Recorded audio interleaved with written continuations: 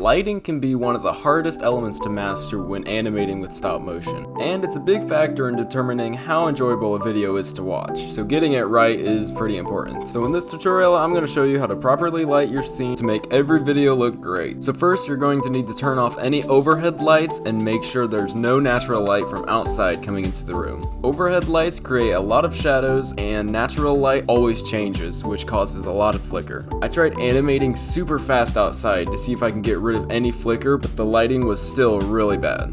So ideally, you want to have 3 or more lamps for your lights. 1 for the background and 2 for in front of your character from either side. You can animate with just 2 lights, but you'll have to get more creative with your scenes because you'll either have a dimly lit background or a dimly lit subject. I only used 2 lights for the longest time, but as you can see in some of my older videos like the zipline one, there's always shadows on the background which doesn't look very natural. So here are some lighting tips for different scenes and different looks. You can give the impression of different times of the day just by moving around your lights on your scene. Here I pointed 1 light at the background, 1 light behind the subject, and my last light farther away from the scene but still giving a little bit of light.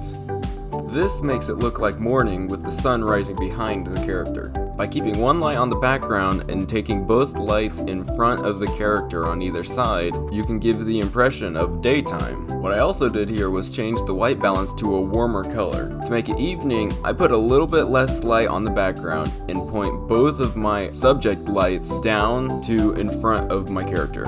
And then again, I also set the white balance to a warmer temperature. Now, if you want to make it nighttime, you're only going to need 1 light for your subject. And if your light has the feature, I like to turn it to a colder temperature for a more bluish look.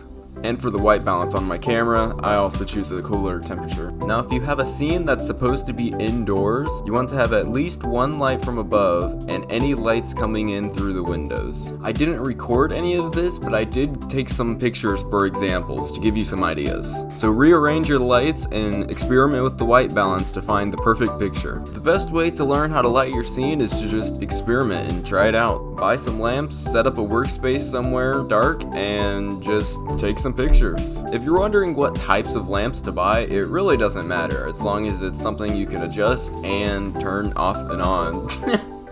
So I hope this gives you some ideas and helps you out a little bit. Thanks for watching.